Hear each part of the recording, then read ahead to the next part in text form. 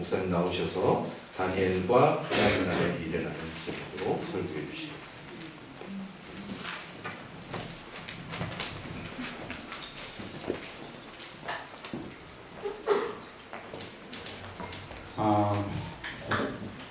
다니엘서 2장의 핵심 주제는 우리 하나님께서 구원 역사만 이루어 가시는 분이 아니라 인간의 역사, 세속 역사까지 모두 지배한다 하는 것을 보여주는 유명한 그런 말씀이 기록되어 있습니다. 다니엘서 2장에 보면 느부갓네살이 꿈을 꾸고는 그 꿈 내용을 말해주지 아니하고 술객과 박사들에게 그 꿈과 해석을 알려달라고 하는 그런 말로 시작을 하죠.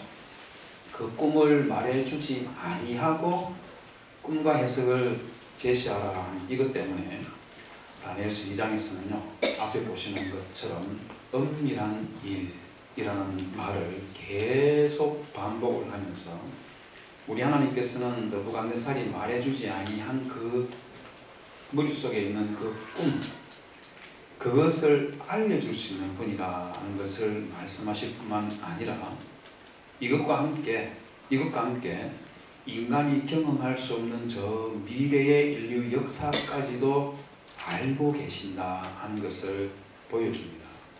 그 미래의 일을 하나님께서 아신다 하는 것은 단지 인지하신다는 것으로 끝나는 것이 아니라 우리 하나님께서는 그 역사를 주관하신다 하는 것을 동시에 말해주는 것입니다. 그런데 다니엘서 2장은 하나님께서 인간 역사를 주관하신다 하는 것만 보여주는 것이 아니라 다니엘서 2장은 이것과 더불어서 정말 힘들고 고통스러운 순간, 그때에 누구를 의지해야 되는지 하는 것과 동시에 그런 순간에 우리는 무엇을 꿈꾸어야 하는지, 그것도 함께 우리에게 말씀해 주십니다. 다니엘서 2장은 두 부분으로 나눌 수가 있습니다. 2장 1절에서 24절까지가 첫 부분인데, 여기서는 앞서 말씀드린 것처럼 느부갓네살 왕이 꿈을 꾸고 박수와 술객들에게 그 꿈 내용을 말해주지 않고 꿈과 해석을 제시하라는 그런 내용이 여기에 기록되어 있습니다. 그리고 나서 9절에서 13절에 보면 느부갓네살 왕이 그 꿈을 해석해 주지 아니하는 그 사람들을, 그 술객과 박사들을 한 명도 남기지 말고 전부 다 죽이라, 그렇게 명령을 합니다. 여러분, 이 처형 명령에는 다니엘도 역시 포함이 되어 있습니다. 여러분, 다니엘이 처해 있는 상황을 객관적으로 한번 생각해 봅시다. 많은 경우에 우리는 다니엘 하면 바빌론과 페르시아의 총리가 되었던 인물이기 때문에 그의 삶 자체는 꽃길만 걸어간 사람이라고 그렇게 우리는 생각하기 쉽습니다. 3일 전에 한국에 수능이 있었지요. 그 수능 때 가장 많이 기도 속에 등장하는 인물이 누군지 아십니까? 다니엘이죠. 다니엘처럼 똑똑하고 다니엘처럼 출세하기를 바라면서 돌잔치 때나 수능을 앞두고 다니엘을 언급하면서 기도를 굉장히 많이 합니다. 그러나 다시 한번 생각해 보십시오. 참 다니엘서 2장까지에 나오는 이 다니엘의 모습은 꽃길을 걷는 그런 모습이 전혀 아니에요. 여러분, 나중에 집에 가서 한번 확인해 보시면 아시겠지만 선지자들의 선지서를 시작할 때 거기는 거의 항상 이 선지자의 아버지가 누구인지가 언급이 되는데, 다니엘 같은 경우는 다니엘서 1장을 한번 살펴보십시오. 다니엘의 아버지가 누구인지 말하지를 않습니다. 말하는 이유가 다른 어떤 건지 정확하게 알 수는 없지만, 지금 다니엘이 포로가 되어서 바벨론에 끌려와 있다는 것을 감안하면 다니엘의 아버지는 바벨론이 유다를 공격할 때 그때 죽었는지 살았는지 알 수 없는 그런 상태에 있고, 다니엘 자신은 여러분 바벨론에 유학 간 거 아니에요. 다니엘은 이 바벨론에 이민 간 거 아닙니다.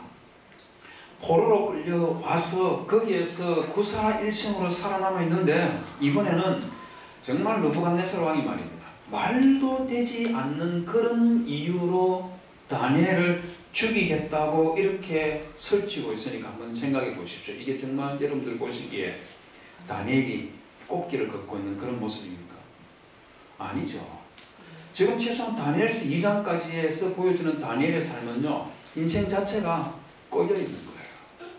안 풀려도 지지는 안 풀려서 포로로 끌려왔다가 다시 죽을 위기에 처해 있는 그런 삶의 모습을 보여주고 있기 때문에 다니엘의 삶은 어둠의 영속이라고 그렇게 말하는 것이 더 적절하지 않을까, 저는 그렇게 생각합니다.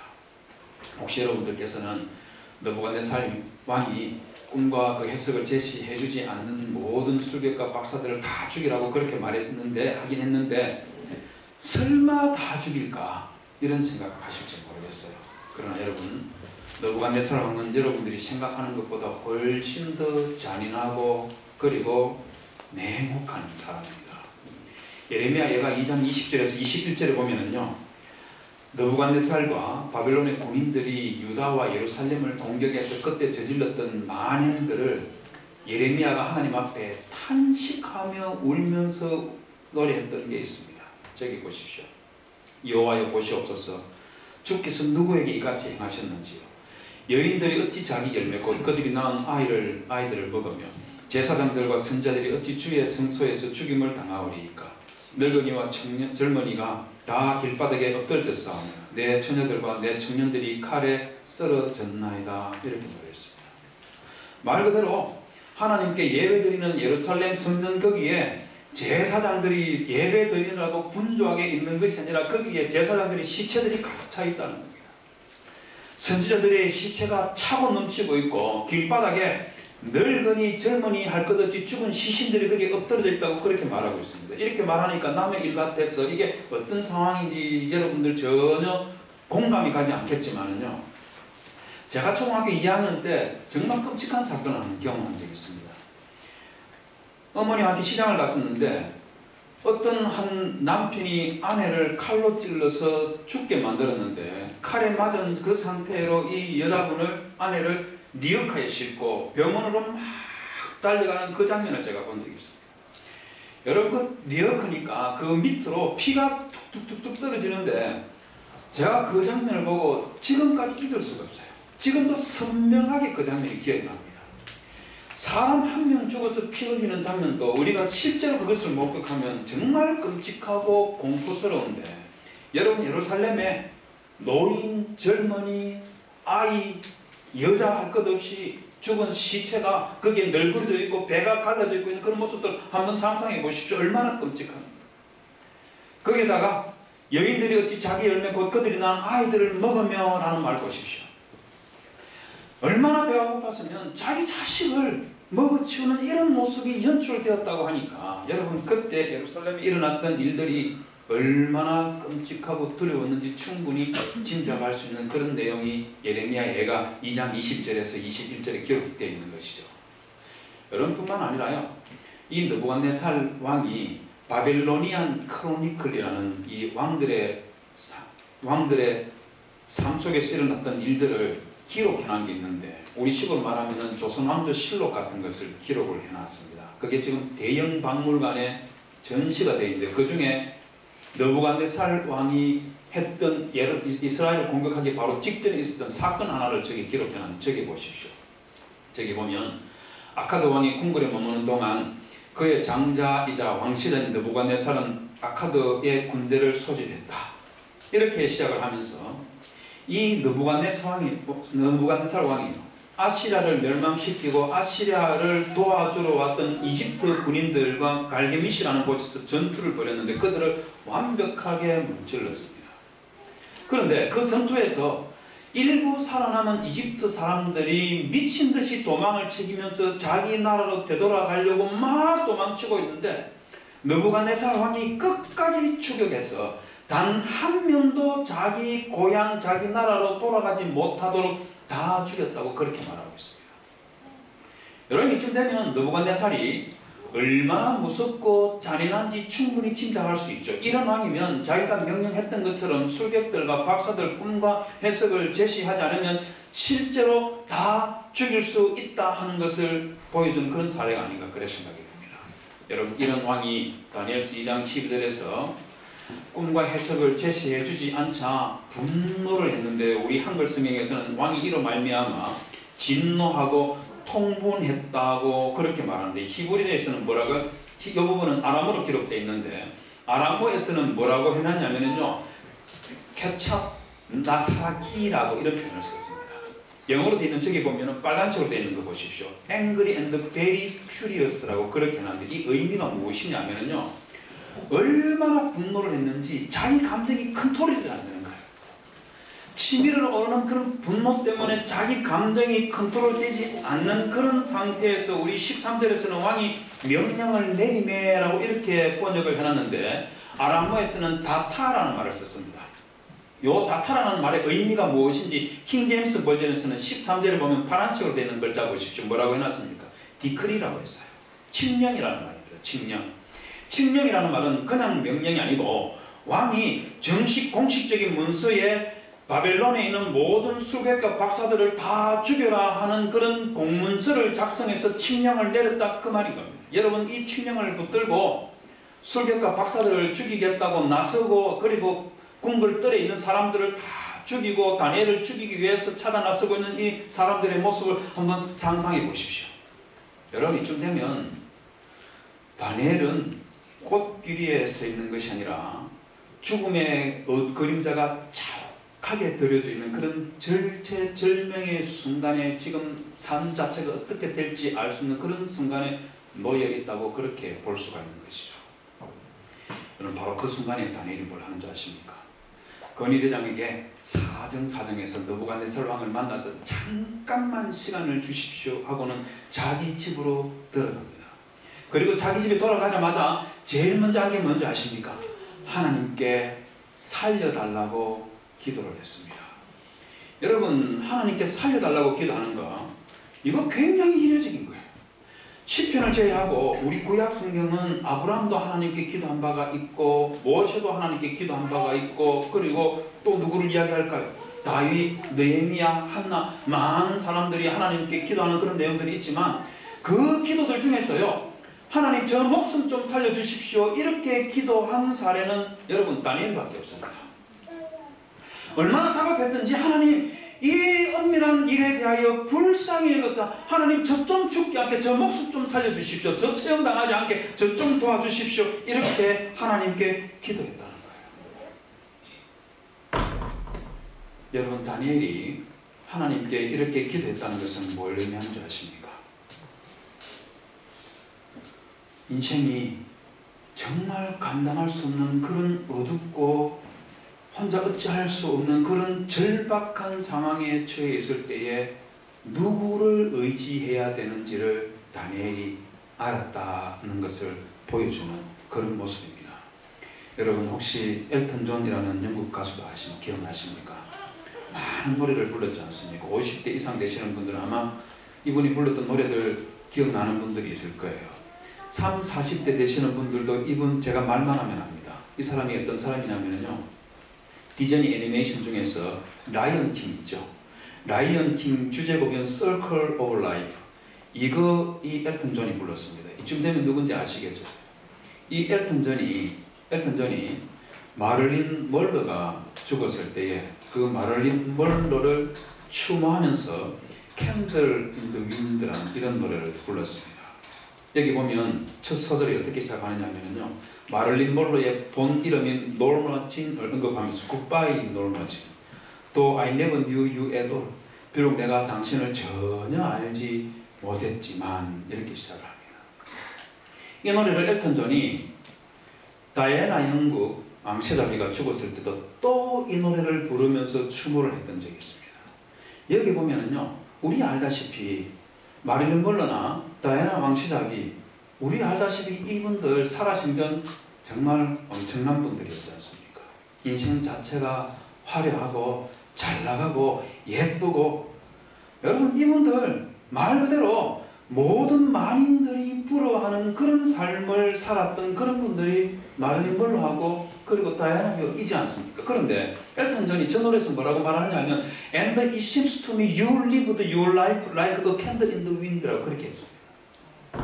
무슨 말이냐면요 이분들이 화려하게 우리 눈에는 보였을지 모르지만 그들의 삶이 바람 앞에 있는 촛불 같은 그런 삶을 살았다는 거예요. 여러분, 바람 앞에 불려있는 촛불 우리 다 알지 않습니까? 초에 불을 켰는데 바람이 살짝만 불어도 이 촛불이 휘청하면서 꺼질 듯 말 듯 떨리는 그 촛불 한번 상상해 보십시오.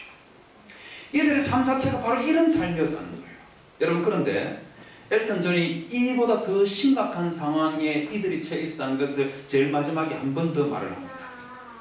Never knowing who to cling to when the rain set in 이라고 말하면서요, 비가 내리기 시작을 하는데 누구에게 메어 달려야 할지 결코 알지 못했다, 그렇게 말합니다.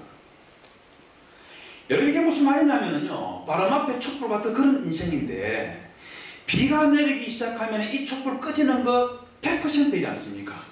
이 촛불 안 꺼지려고 하면 어떻게 해야 되겠습니까? 천마 밑으로 뛰어가든지 아니면 주위에 우산 쓰고 있는 사람이 있으면 그 사람이 누구든지 간에 달려가가지고 빛 좀 피할 수 있게 메어 달려야 되는 거, 그게 상식적인 일 아니겠어요? 그런데 마릴린 먼로와 다이애나비는요, 자기가 누구에게 메어 달려야 할지, 비가 내리기 시작하는데 누구에게 메어 달려야 할지 결코 알지 못했다고 그렇게 말합니다.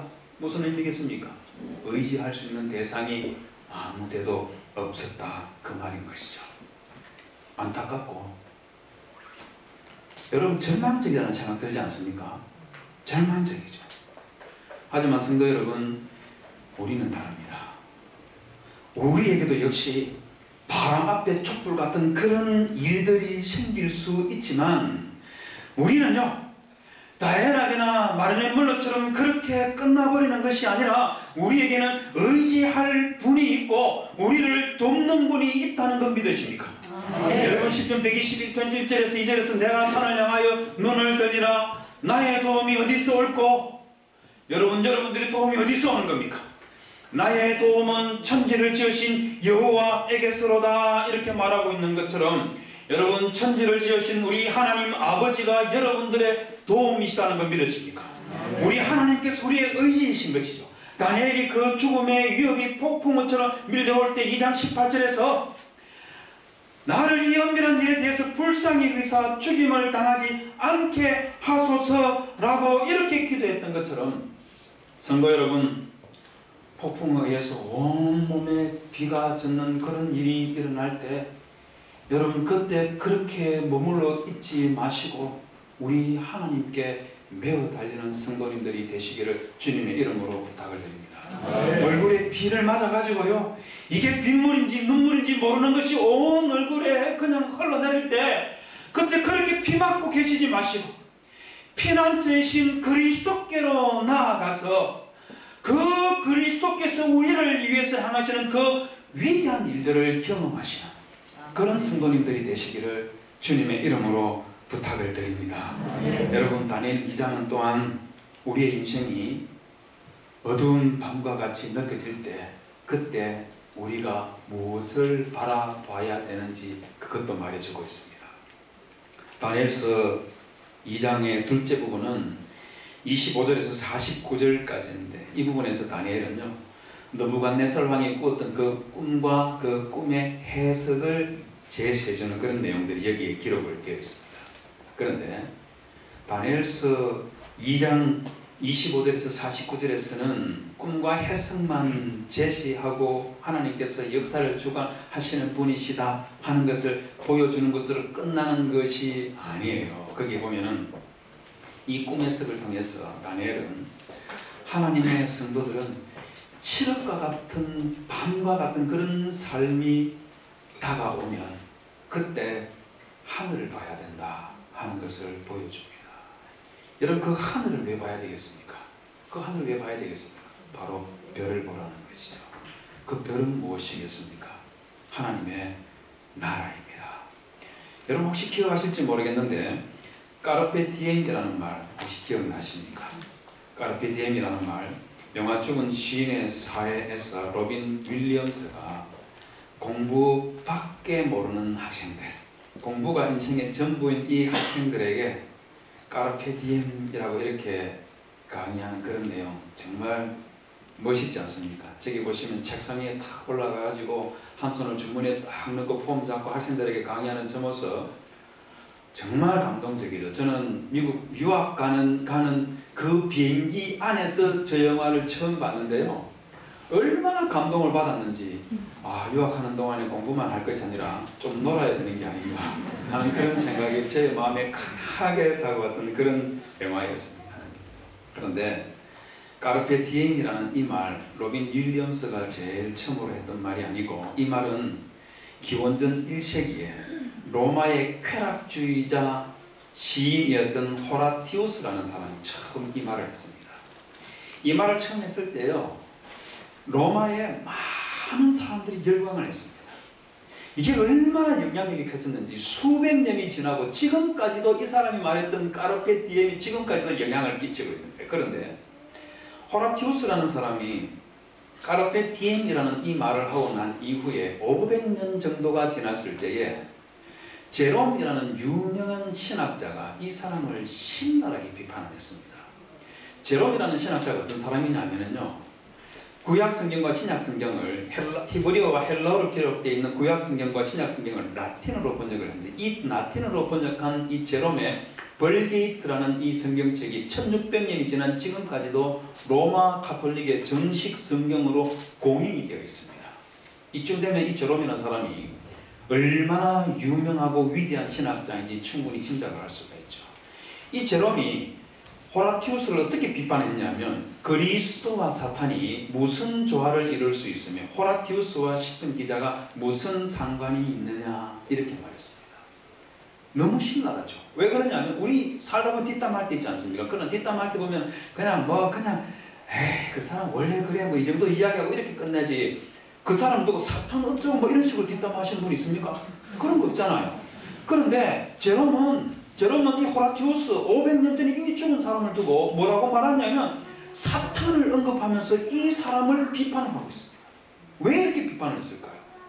여러 가지가 이유가 있는데요. 그 중에는 이 호라티우스가 무신론자였다는 이런 것도 있고 한데, 이 호라티우스가 그의 시 호데스 1장 11절에 까르페 디엠이라는 이 말을 하는 여기에 키가 들어있습니다. 그게 무엇이냐면, 까르페 디엠이라는 말은 현재를 잡으라는 이런 의미를 가지고 있긴 하지만은요, 호라티우스는 쾌락주의자였기 때문에 이게 현재를 잡는 게 아니고 현재를 즐기라는 겁니다. 그런데 그 의미가 그냥 까르페 디엠이라고 하고 끝나는 것이 아니라 라틴어로 되어 있는 글자 제일 밑에 빨간색으로 되어 있는 거 보시죠. 여기 까르페 디엠이 보입니까? 그 다음에 있는 부분 보십시오. 쿠암이라고 하면서 가능하면 미니멈 최소한 그래 둘라 믿으라 포스테로 미래 또는 내일에 대해서는 최소한만 믿고 현재를 즐기라 이렇게 말합니다. 이거에 대해서 제롬이 너무 못맞다는 거예요. 여러분 왜 그런지 아십니까? 왜 그런지 아십니까? 저는 생각하기에 우리 성도 여러분들은 현재를 소중하게 생각하고 또 인생을 좀 즐거워해야 된다고 저는 생각합니다. 왜 그러냐면 우리 하나님께서 우리를 이 땅에 살게 해주셨지 않습니까? 그렇기 때문에 이 땅에 사는 동안에 우리가 현재 우리의 삶을 즐거워하는 이게 없으면 그럼 뭐 때문에 이 세상에 삽니까? 살 이유가 없지요. 여러분, 그러면 사람은 미래를 포기하고 현재만 즐기면서 살 수 있는 존재가 아니라는 거 아십니까? 농부는 가을에 추수할 것을 생각하면서 봄에 씨를 뿌려야 되고, 여러분들은 여러분들 자신의 미래와 여러분들의 가정의 미래를 생각하면서 내일 아침에 출근하셔야죠. 내일 아침에 출근하지 않고 내 인생의 미래, 내 가정의 미래 나는 없다. 여러분, 이런 사람이 아닙니다. 사람이 아니에요. 그렇기 때문에 만약에 아무리 이 순간 내 인생이 힘들고 어둠으로 가득하다 하더라도, 사람은요 그 순간이 아무리 힘들고 지친다 하더라도 내 인생의 미래를 생각하면 그거 극복해내고 일어날 수 있는 거, 그게 사람인 거예요. 뿐만 아니고 우리 믿는 성도들은요 거기에서 머물러 있는 것이 아니라 내 인생의 삶이 어둡고 내가 살고 있는 이 사회가 정말 한치 앞을 내다볼 수 없는 그런 칠흑과 같은 그런 시대를 지나간다 하더라도 그때 우리가 해야 되는 게 있습니다. 그게 뭐냐면 우리 성도들은 하나님 나라의 미래를 가슴에 품고 꿈꾸면서 살아가야 된다는 것이죠. 여러분, 다니엘이 그걸 보여주고 있는 겁니다. 다니엘 7장에서 다니엘 시대 이스라엘 백성들은 상황 자체가 너무 초라하고 참담하고 미래를 알 수 없는 그런 상황이 있었습니다. 이게 느부갓네살의 꿈 해석을 말해주기 시작하는 2장 31절에 잘 나와 있어요. 여러분, 저기 보면 왕이여, 왕이 한 큰 신상을 보셨나이다. 그 신상이 왕의 앞에 섰는데 크고 광채가 특심하며 머리는 정금, 가슴과 팔은 은, 그 다음에 녹과 철로 이렇게 되어 있습니다. 이렇게 말하면서 제국의 그 찬란한 영광 이런 것들을 먼저 말해줍니다. 그런데 대부분의 사람들은요, 여기까지만 딱 봅니다. 여기까지만 딱 봐요. 그런데 여러분 31절 그 다음에 나오는 표현 보십시오. 뭐라고 했습니까? 그 모양이 심히 두려우니 이렇게 말했는데 킹 제임스 버전에서는 뭐라고 번역했느냐면 테러블이라고 했습니다. 끔찍하다는 거죠. 왜? 그는 동출로 되어 있는 바빌론, 페르시아 그리고 그리스, 로마 제국이 왜 끔찍하다는 걸까요? 왜 끔찍하다는 걸까요? 여러분 생각할 게 뭐가 있습니까? 이들이 제국을 형성하기 위해서 타민족을 공격해서 흘렸던 그 수많은 피들을 한번 생각해 보십시오. 그들의 칼날에 아무지 없는 어린 아이들과 여자들이 무참하게 살해되고 많은 성도들이 그들의 칼날 아래 그렇게 억압당하고 핍박당했던 그 모든 것들이 여러분 두려운 상황 아닙니까? 끔찍한 상황 아니겠어요? 여러분, 그에 반해서 다니엘서 2장 34절에서 하나님의 나라는 너무 초라하게 묘사가 됐습니다. 34절에 보면 또 왕이 보신즉 사람이 손으로 하지 아니하고 떠인 돌이라고 그렇게 말합니다. 이 떠인 돌은 하나님의 나라를 나타내는 거예요. 그런데 여러분, 이 하나님의 나라를 묘사하는 이 떠인 돌 보십시오. 다른 제국들은 금과 은과 동과 철로 묘사를 했는데 이 하나님의 나라는 귀금속으로 묘사하지 않았어요. 게다가 이 하나님의 나라를 큰 바위 덩어리로 그렇게 묘사하지 아니하고 조그마한 돌멩이를 이 정도로 묘사를 했습니다. 왜 그랬겠습니까? 왜 그랬겠어요? 여러분, 그 이유는 그 당시 다니엘 시대 때에 하나님의 백성들이 처해 있었던 상황들 보면 우리 다 알 수 있는 거죠. 유다는 망하고 이스라엘 백성들은 포로로 끌려오고 거기에 대해 가지고 유다가 망했던 이유가 뭐였습니까? 유다가 망했던 이유가 뭐겠어요? 예레미야 5장 1절에 보면은요, 하나님께서 유다와 예루살렘을 멸망시킬 수밖에 없었던 그런 상황을 이렇게 말하고 있습니다. 너희는 예루살렘 거리로 빨리 다니며 그 넓은 거리에서 찾아보고 알라. 너희가 만일 정의를 행하며 진리를 구하는 자를 한 사람이라도 찾으면 내가 이 성읍을 용서하리라. 그렇게 말했습니다. 말 그대로 예루살렘에, 유다에 하나님을 제대로 믿고 하나님의 말씀에 순종하면서 제대로 살아가고 있는 사람이 단 한 명도 없다고 이렇게 말할 정도로 거의 대부분의 사람들이요, 신앙이 있는 척하지만 신앙이 엉망이었다는 거예요. 그렇기 때문에 하나님께서 이들을 멸망시킬 수밖에 없는 그런 상황이었기 때문에, 그래서 다니엘서 2장 34절에서 하나님의 나라를 조그마한 돌멩이라고 그렇게 묘사를 하고 있는 것이죠. 여러분, 그런데 35절에서는요 놀라운 말을 하고 있습니다. 이 조그마한 돌멩이가 이 거대한 제국들을 쳐서 여름 타작마당에 겨같이 되어 바람에 불려 간 곳이 없다고 말할 정도로 완전히 사라져버리고, 이 우상을 천 이 조그만 돌멩이가 태산을 이루어서 온 세계에 가득하였다고 그렇게 말을 했습니다. 주 예수 그리스도가 오실 그 메시아의 시대가 되면 하나님의 나라가 이와 같이 전 세계에 충만하게 되는 이런 일이 일어난다는 거예요. 여러분 같으면 이 말 믿을 수 있겠습니까? 여러분들 같으면 믿을 수 있겠습니까? 다니엘은 믿었습니다. 다니엘서 2장 45절에 보면 꿈을 해석을 해주면서 손대지 아니한 돌이 금과 은과 동과 쇠로 되어 있는 이 신상을 부서뜨렸다 하는 해석을 전부 다 말하고 나서 마무리를 하고 제일 마지막에 한마디를 더 붙입니다. 하나님께서 꿈을 통해서 다니엘에게 보여줬던 그 모든 설명들을 다 하고 다니엘이 자기 개인의 의견을 딱 덧붙이는데 뭐라고 하냐면 이 꿈은 참되고 이 해석은 확실하니이다 이렇게 말하면서 자기의 믿음과 자기의 신앙을 이렇게 덧붙여 버렸습니다. 믿었다는 것이죠.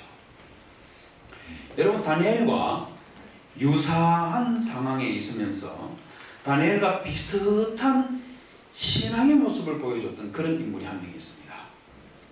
그것도 대한민국에 있었습니다. 여러분들이 아시는 사람입니다. 유관순 성도입니다. 천안에 가면 독립기념관이 있고요. 그 독립기념관은 전시관 주변에 보면 항일 투쟁을 했던 우리 선배들, 우리의 선조들이 남겼던 명언들이 비스게 새겨서 곳곳에 전시를 해놨는데 거의 한 5, 60개 정도 됩니다. 그 중에서 기도문이 딱 하나 있어요.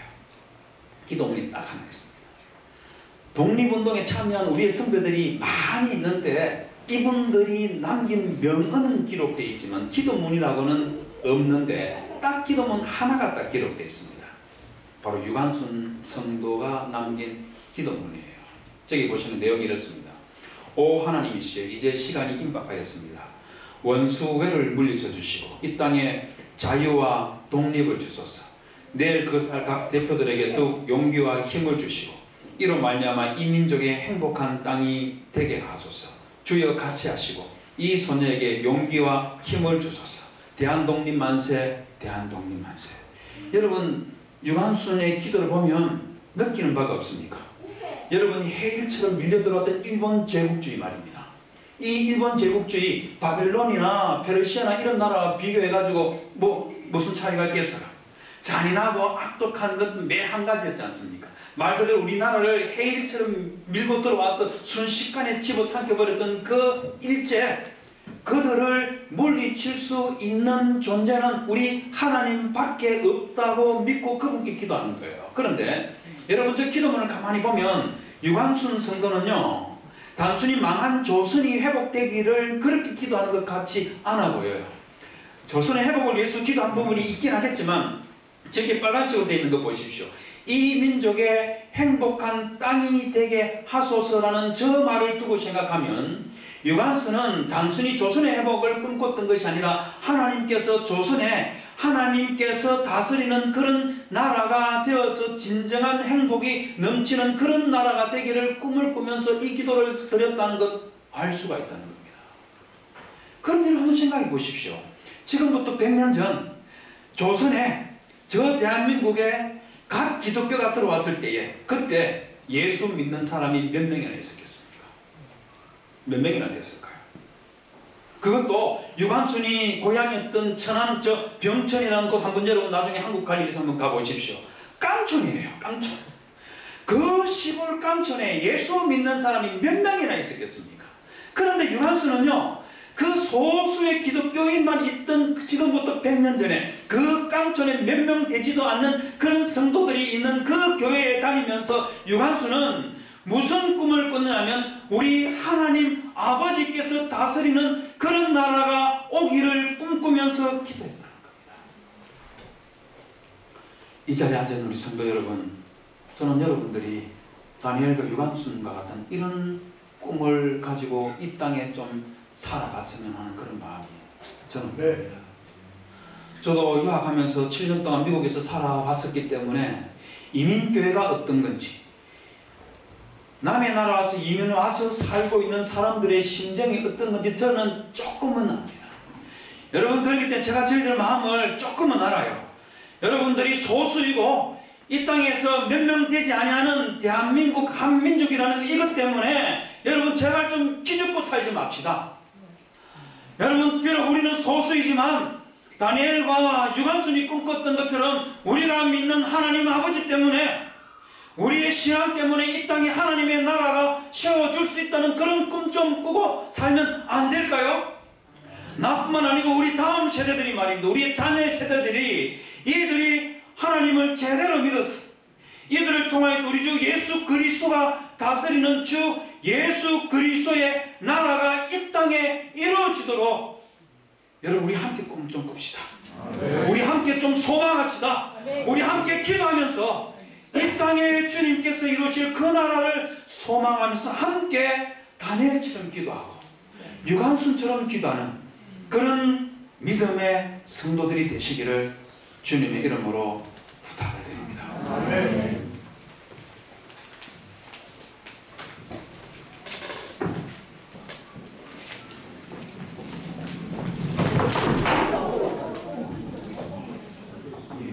괜찮으세요? 제 생명보다 마이크가 네. 예.